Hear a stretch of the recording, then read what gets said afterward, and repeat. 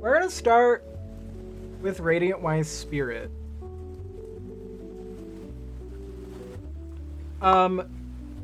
So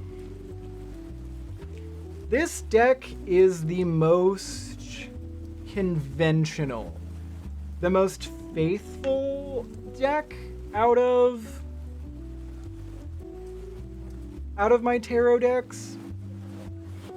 If you don't know what we're doing, if you're just getting in, we are analyzing.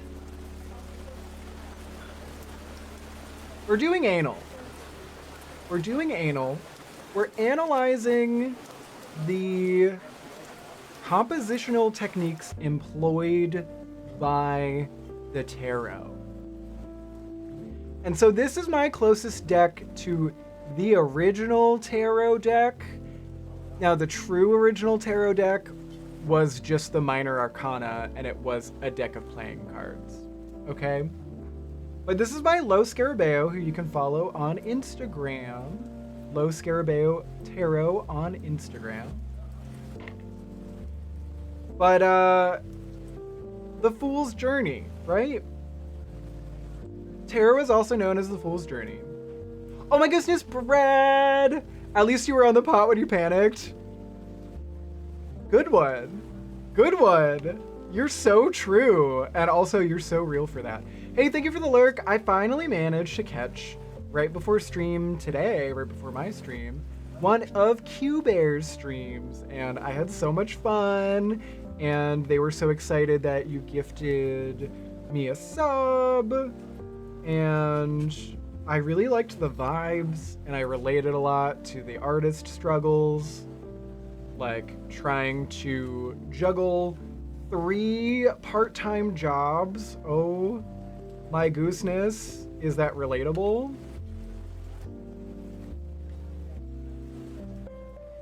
Oh, the moon? But I love the vibes. Thank you so much for introducing me, because those have very quickly become some of my most frequently used emotes. So thank you, thank you. Not only for supporting artists, but for introducing me. Aha! Okay. So.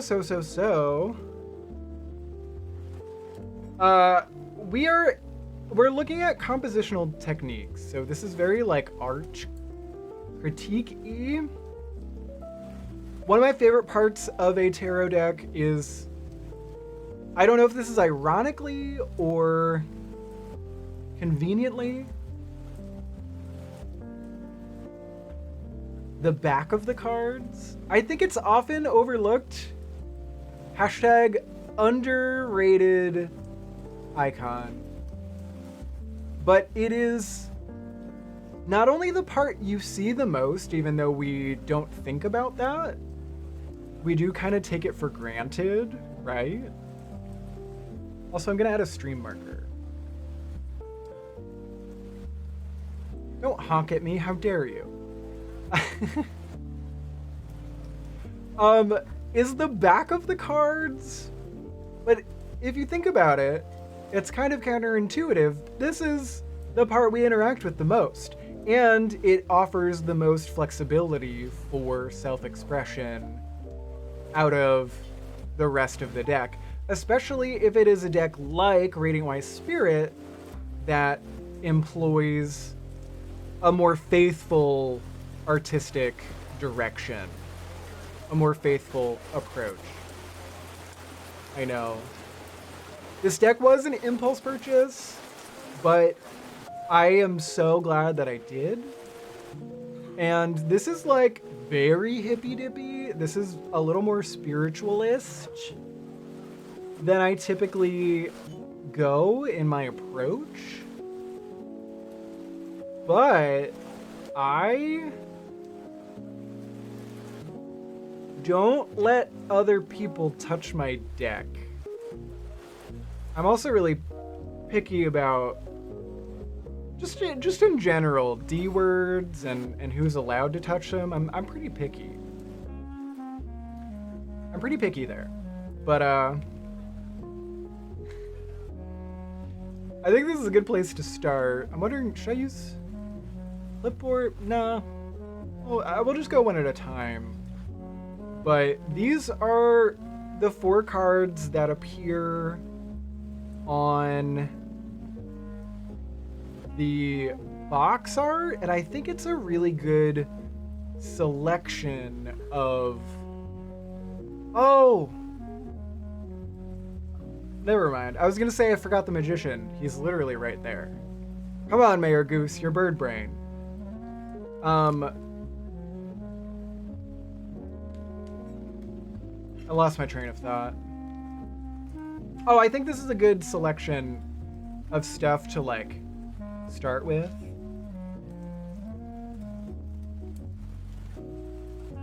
I think we're just gonna use a Sharpie. I don't think a poly race would serve us very. Are these highlighters? Do I have my highlighter? Oh, bookmark! I used to be Puppy Boy. Where's the bead? There's a bead! Oh, I have to perform surgery. Alright.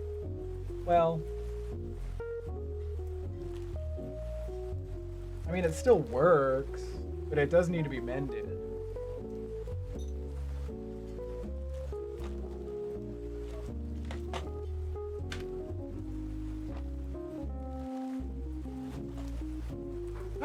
Here's my gift wrap tape. My gift wrap tape. My giraffe tape. Well, that would have been useful around Christmas. Oh well. What did I use? I think I used gift bags and wire. Oh my gosh, I can use these. Probably these, and also maybe these. Nice, nice, nice. We love them thick. I love them thick. We'll say that much. Okay. Mini ruler, why not? Oh my gosh, compass? Yeah. Bendy ruler, let me at it.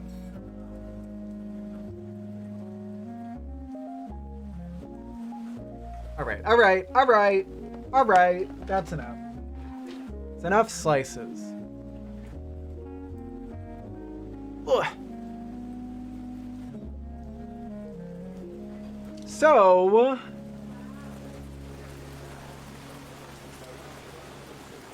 with the Fool is our protagonist. I don't know if you geese know, but tarot is often referred to as the Fool's Journey. That's kind of it, like, if tarot were the title, the Fool's Journey would be the subtitle.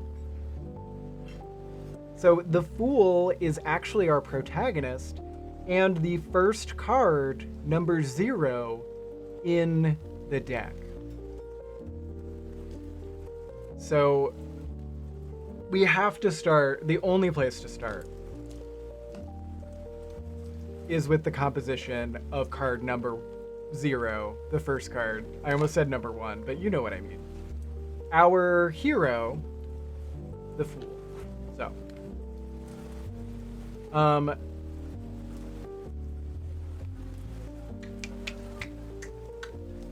we'll do this.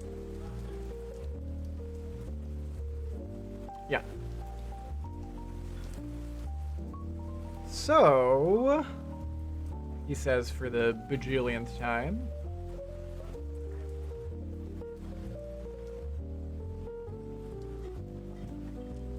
I have a feeling maybe purple will show up.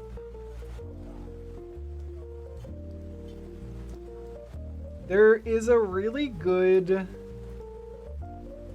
line of action. I wish I had an expo marker. It's my fault. I went to Mother Goose's house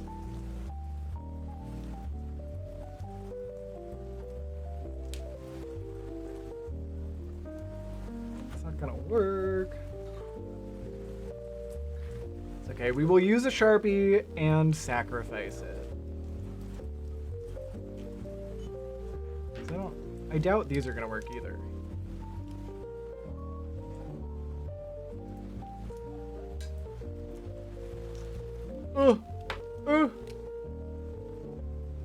No.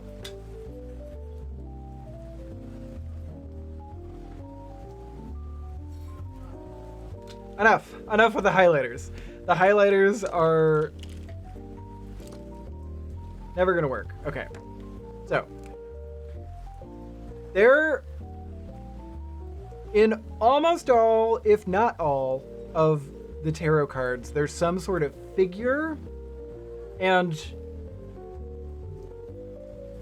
the basis of any figure drawing or composition involving figures, right, is gesture, a strong line of action, which tarot conventionally achieved very well. There's a reason why it has accrued such cultural prevalence. And the Fool is a really great example of that, because we have this really strong line of action, and that's like just gesture. That's just like one line is really interesting and has a lot of energy in it and captures our attention. So in addition to just the line of action, the gesture, what also captures our attention is the way that our eye moves, right, along the page. And something the Fool card does really well is capture that sense of energy and environmental storytelling, but also it's very well tailored to pull our eye in a triangle, which is always this is like Renaissance era level compositional mastery. So we have this dog, and the dog is pointing to our figure and connecting with this really strong line of action again. So we have this continuous swoop going through. And the arms connect so that the whole thing becomes one big arrow.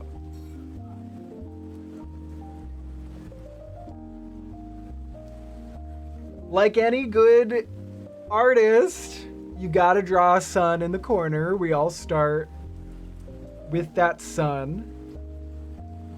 And the staff points up to the sun. I don't know what about my pale arm or the shiny Sharpie and page protector is like making my exposure on my camera wig out, the auto exposure, but apologies. So those are our like first 2 points. If a depiction, if an illustration has a human figure in it, we are hardwired biologically to make eye contact. And I know a lot of us neurodivergents don't like eye contact, but it does usually, generally, still apply that your eyes are gonna go directly to someone else's eyes, especially if it's like a piece of media, which tarot in a way is media, right? The illustrations. I actually find it easier to make eye contact with fictional characters, but that's its own can of worms. That's neither here nor there. So, anyway. We'll burn that bridge when we get to it, right? So, that's our first point. Number 1 is always going to be the face. It's always going to be the eyeballs. And then if there's another face, we're going to look at that. We're going to look at this dog's face. So we go immediately 1, and then we go back to 2. But the strong line of action pulls us back up. So we go back to the human figure's face. And then this stave, this staff, this bundle, I forget what the technical term is, which I guess makes me a bad tarot reader.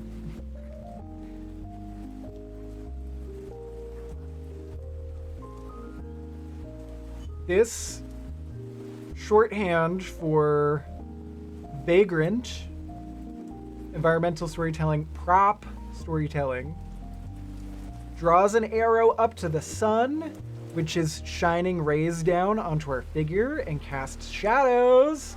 The lighting is helping us tell stories. And we go back down to the feet, because people's feet always tell a lot about where their focus and their attention is. They show us where we're going. They always point in the direction that we're going. We have no choice whether we like it or not. Okay? So the feet point in a different direction almost, than our figure is facing. Interesting.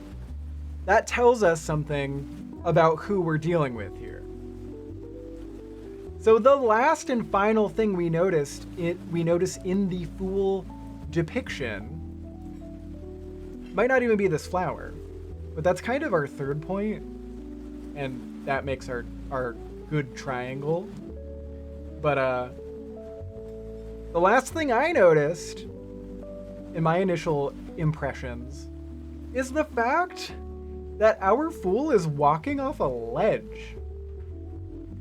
He has his head in the clouds. He's looking up, not where he's walking. Very optimistic, but also showing a lot of naivete. He's about to walk right off of a cliff. Did you guys ever notice that? One in chat if you noticed that the Fool in tarot is walking off of a flocking cliff. Wild. So again, our 3 points. Number 1 is the face of our figure. 2, for me personally, is the dog's face. Because I'm gonna be honest. If you ever go and walk your dog, I may notice you, but my eyes are going straight to that dog. So if you have social anxiety, get a dog. Get a dog to walk. It'll slowly expand your comfort zone with if you are a hermit, much like the hermit in the tarot deck, get a dog. The daily walk will get you out of the house. It'll get you vitamin D, and it'll take the attention off of you, and it'll reduce your anxiety. So the more you know. So we have face is 1, dog is 2, and then perhaps this rose is 3. But the third point here is very subjective. It might vary from person to person as well. It could be the sun for you. It could be the rose. White rose. White in Western cultures often associated with the idea of a blank canvas. For many people, it's this sack. Not dowry. I can't think of what it's called. Does anybody know? Brownie points for anybody in chat that can, or comment down below. Comment down below if you remember what this is called, because it's escaping my bird brain right now.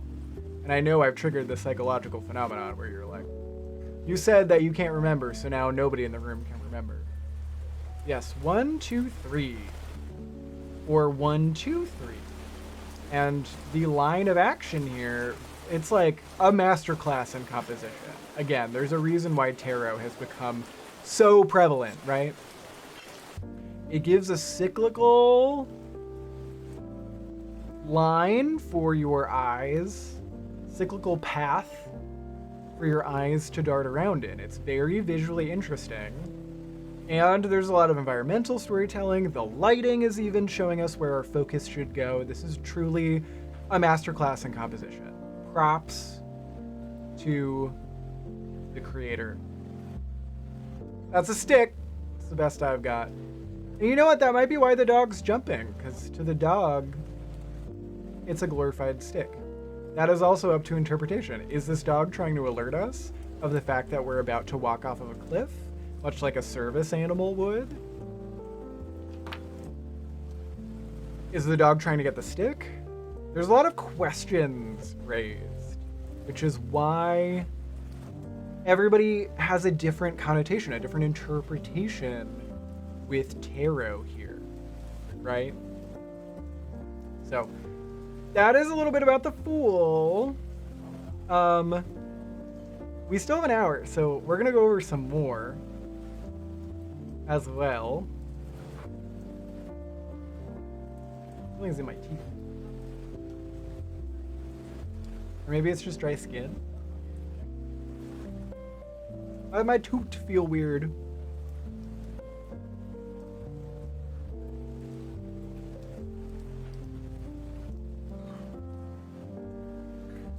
I think it's just a sign that I need to brush my teeth and also hydrate.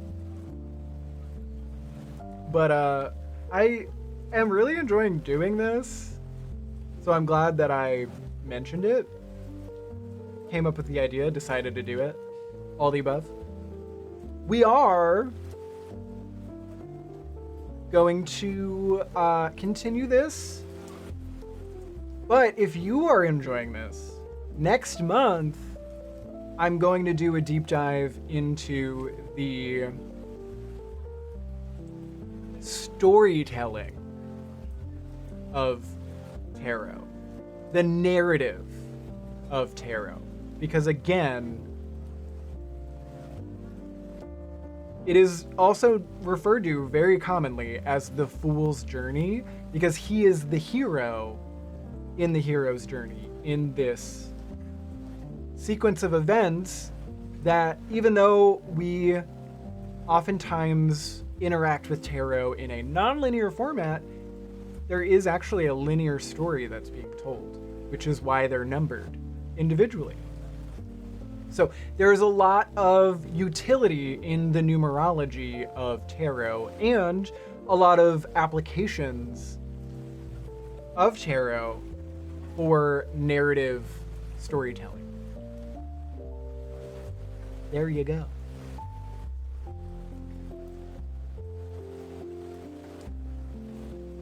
I'm gonna clip that as my commercial for that session. So that is actually going to be part of MSV Con, which is our friend Cherney's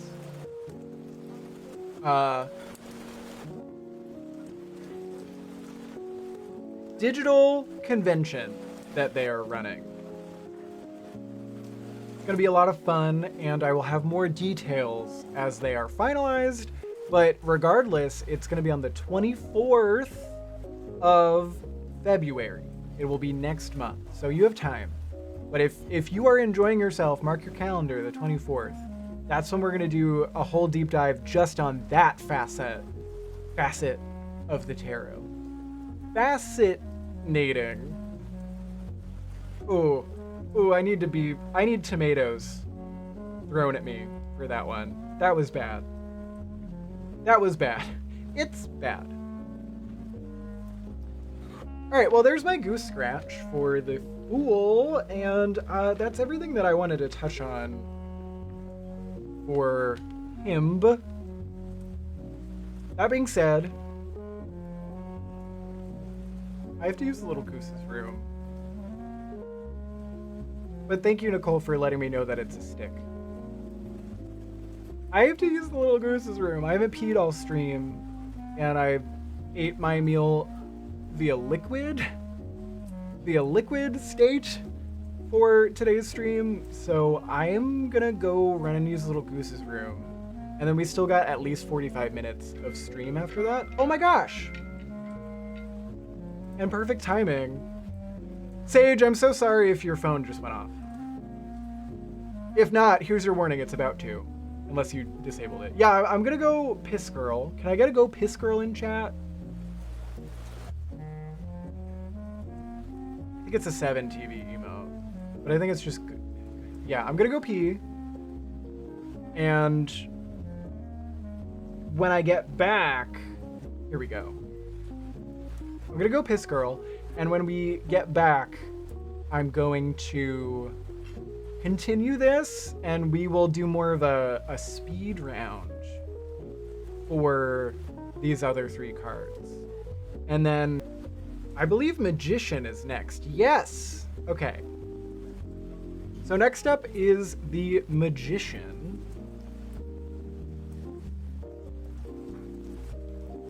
And what I'll do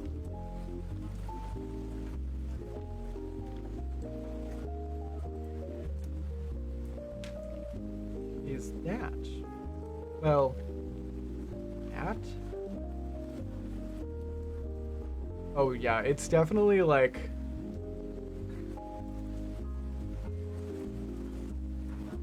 That's wild. I thought I disabled the auto exposure. I don't know. Alright, so at this point, Yugi's could do this along with me. Not that you care to, because, I mean, why would you be watching me otherwise? But I pretty well established that the first place we're going to look is someone's face, right? So, rhetorical question. That's point 1. Now, it is interesting to note the imagery. We have an infinity symbol over top of the magician's head. So that is interesting to note. There is a lot of junk on this table, but personally, I haven't got there yet. I'm still, in my eyes, focused on the figure. So I personally shoot right up to this hand, because this gesture, this like pose, is very attention grabbing. I mean, this is what people do to try and find whoever they are on an outing with when they're lost in a crowd for a reason, right? So for me, this object being held is number 2 for us. But it is interesting how this arm is going outward. So there's some interesting balance even with the asymmetry. I think that's something I love about tarot. There's a lot of unbalanced cards which help the cards, such as the High Priestess. That's the High Priestess, right? Yeah. I don't know why I second guess myself. Of course she is. When these cards are really structured and symmetrical and balanced, we get some really great compositional contrast between the two. So the Magician is more steady and more about balance than asymmetry, whereas the Fool has no structure. He is literally about to fall down, and figuratively, and compositionally. So, the Magician offers our first taste of someone who's less off-kilter, slightly. But as all of us who like to work our magic, we're a little off to the left. And he's a little asymmetrical. But we finally have a sense of balance. And the sense of balance is carried over like pretty much everywhere. So there is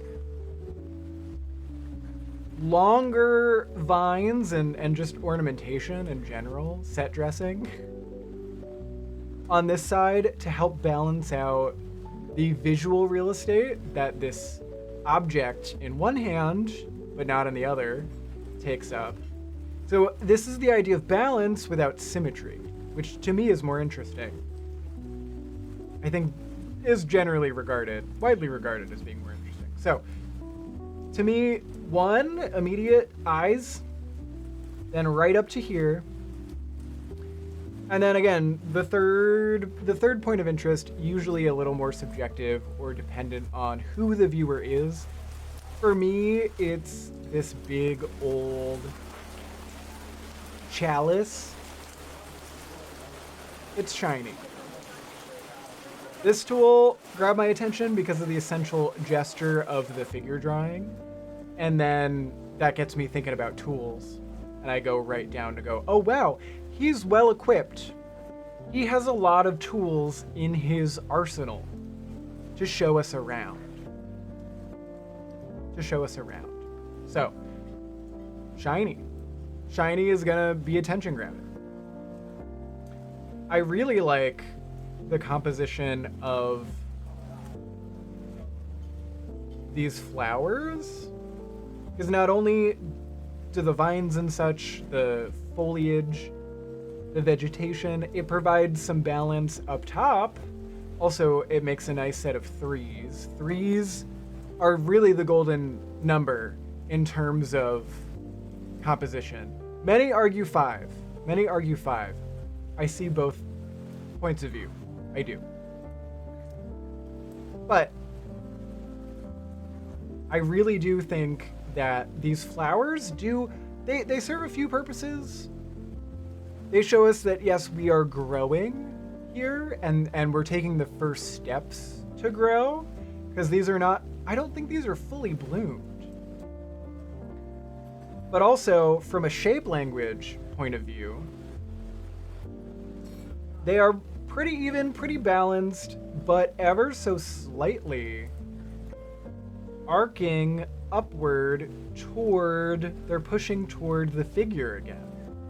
So again, we have this like, everything is showing us where our eyes should be looking. Which is why, even though there's so much going on, there's so much detail here, there is a lot of clarity and we know where to look. It doesn't feel cluttered, but the artist still managed to include a lot of details, and the devil is in the details. So that's the magician. Everything is storytelling. The clothes he is wearing tell us about his profession, his status in the world. Hi, Churney! Speak of the devil, thank you for the snoop. Thank you for the snoop. I'm assuming you're lurking. But we were just talking about MSVCon and how if you like this kind of stuff, then we will have more details coming soon. Nicole, thank you so much for keeping me company tonight. You're a riot. Keep up the good work. Get some rest. 2 minutes between meetings? Wow. You've been going nonstop. Nicole, have a very goose night. Here, I will give you a goose night for you on your way out. Ow, not you making me in my own Twitch app. I think it's just goose night. We have to add that. We have to add that to my stream deck so that I can just give people goose nights. Or we'll just make Advisor Goose do it automatically. Anyway, I'm thinking out loud. Have the best night, sweet dreams, and goose luck with your early bird work shift, Nicole. Yeah, I'm very excited. This is kind of whetting my palate for the approach that we are gonna take for MSVCon. I'm liking this very presentational IRL vibe. I'm gonna put the Fool away because, well, he's the Fool, but also he's depicted here on our title card. So, but up next, chronologically, according to the numeros, numero dos is the very high bitch herself. Bitch affectionate, right? The High Priestess. We love her. So again, I already kind of, spoilers, I already talked about this a little bit, but it's interesting. We go from completely off-kilter and incredibly asymmetrical to the point that he's literally about to fall over. Literally and figuratively, but most importantly, compositionally, about to take a tumble. Asymmetrical and unbalanced to asymmetrical but balanced compositionally to now symmetrical and balanced, primarily. Symmetrical stuff are usually very balanced. And also, as a shape language, they are very much symmetrical. Buildings and architecture are very oftentimes related to old school methodologies, right? Formal and former ways of thinking, esoteric historical knowledge, right? So this is a very symmetrical piece. And then we have the moon. Everything is so symmetrical. And then we have the moon. And because it's the only thing, it's balanced a little bit by this scroll off to one side, but it sticks out like a sore thumb. And it goes, oh, okay, we have a little bit of a flavor of the new world here with the moon. But we have, again, like, it is an essential gesture, even though it doesn't feel very gestural, but it's a figure, and all figures have an essential gesture. So she bisects the entire composition. And then we are framed by these columns, which breaks our composition into fifths. But again, it's like, is the golden rule for composition 3, is it 5? It depends on who you ask. So there are 4 quadrants, but there's 3 figures. We got 2 columns and a pretty lady. And 3s are really important with the High Priestess. So we're gonna say 3 for sake of simplicity, because the crown that she's wearing represents the triple goddess. The triple goddess, often depicted by the phases of the moon. A full moon or a new moon, a full circle, right? And the crescent moons on either side, which remind us that everything is a phase. Everything is cyclical and everything is a phase. So moons are very important. The High Priestess is very heavily associated with the moon. Yeah, we love the moon, and sometimes it is a phase, Mom. And sometimes we love that and prefer that, right? So we have the moon, not once, not literally, not just literally, but also figuratively in the shape language. So face, always number 1. I'll go back to silver. Silver, I hardly know her. We have the face, the eyes, the windows to the soul, always number 1. And we have the moon, the only thing in the entire composition, especially the largest thing, that is breaking up the symmetry with the scroll as well, right? But that's an honorary mention. So 1, 2, and then this one, for me, I think is the scroll. I think it's the scroll. It gets a lot murkier with the more symmetrical compositions. It gets a lot murkier because our brains fill in the blanks for us. We get the hints and we see the repetition, and we are pattern recognizers as humans. That is evolutionarily why we survived for so long, because we are intuitive and we pick up on patterns without even realizing them. So the High Priestess is lauded for her. What a Freudian slip, Goose. Lauded for her intuition. Right? She's the first female figure we meet in The Fool's Journey. That ties into Freudian slip. I am afraid. Freud is laughing in his grave right now. Ay, ay, ay. You hate to see it. So I think personally for me it's the scroll, and I keep talking about the scroll. So let's say for our purposes of this demonstration that it is the scroll. I think it's the scroll. Next for me is the cross, but I think that is, again, the pattern recognition. These things are the same color. So when I first look, I go, huh, there's a woman in a row of columns. So the columns is pretty subconscious. But I go, eyes, moon, scroll. So we got a good flow here amongst the figure.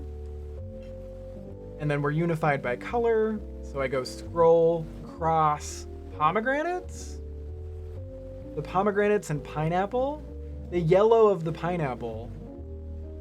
Although I don't think it's actually pineapple. I think it's a different type of leaf that I'm forgetting. But the fruit in the background makes me go, oh, that's more interesting back there. So I've already noticed the columns, but they're not that interesting. But the words, the text, does bring some interest. So finally I end up there with these Corinthian columns? No. What are the leafy guys? Leafy columns.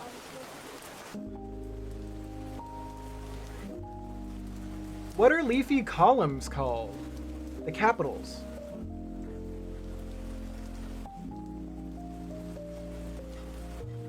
Composite? Corn cob. That's not right. Corinthian. Was I right? Do I remember my period styles? Come on, Britannica. Yeah, Corinthian. Corinthian or composite. Either way. I think these are technically composite, but it doesn't matter. A lot of floral imagery here again, and it's interesting because it's in a very different way. We went from having the very,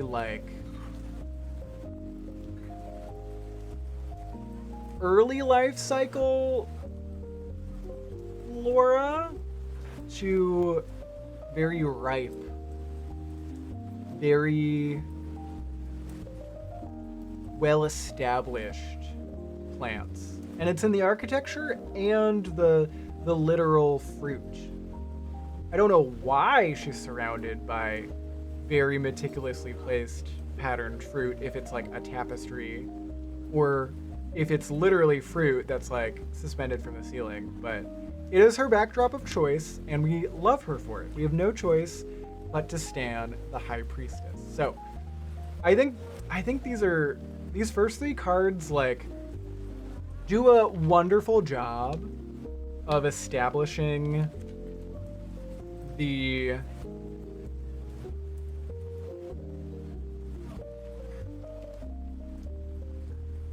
the narrative. There's a reason why they're the first 3 cards that we meet. Okay, now I've chosen the moon, not only because I love the moon, and we have no choice but to stand the moon. You know, we live by her beck and call. But also, it's on the box art. It's one of my favorite cards, and it's one of the only cards that there's like no human figures in the major arcana, at least. If my bird brain serves me correctly, I might be talking out of my goose booty right now. But it is compositionally a very interesting card. So, we do have a face in the moon, which I love. And it's the brightest thing in here. So, yeah, we're gonna look at the moon. We're gonna look at the moon. Oh, I should have stuck with my silver. Silver, I hardly know her. Hi, Lady Saga. Goose to see you. Welcome in.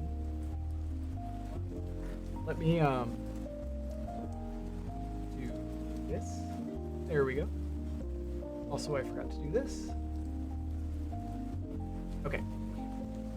So, number 1 for me personally is the moon, which appears to be backlit by the sun, or we got rays, the sunlight reflecting off of the moon. Either way. Now, the nose.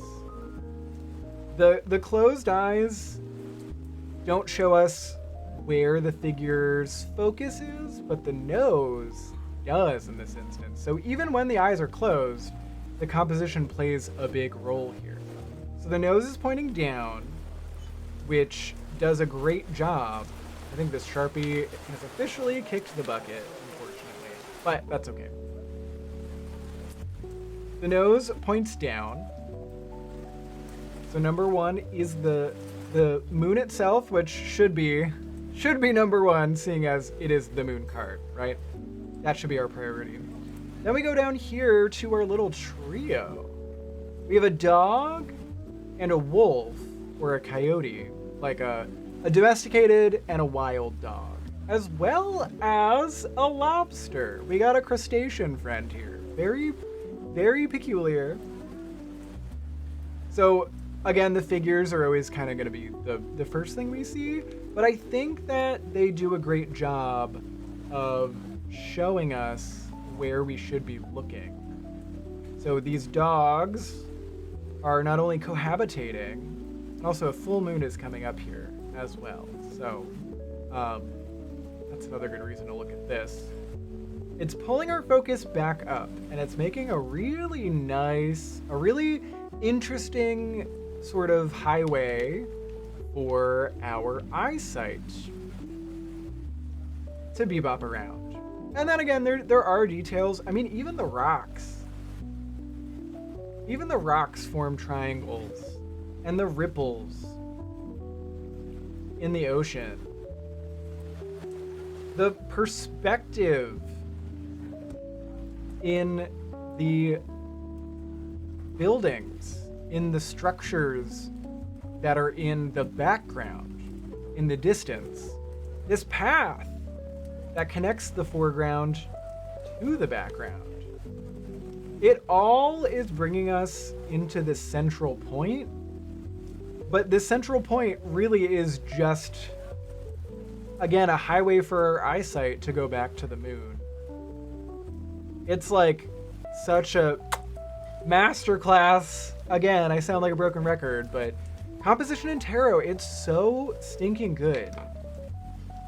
They really went all out, and we love them for it. Okay, thank you so much for watching. I'm gonna open up the tarot queue because we are live here at twitch.tv/GooseTowne every Saturday at 6 p.m. for open readings, but it's also always a channel points redeem. So we're gonna open that up, and thank you for watching.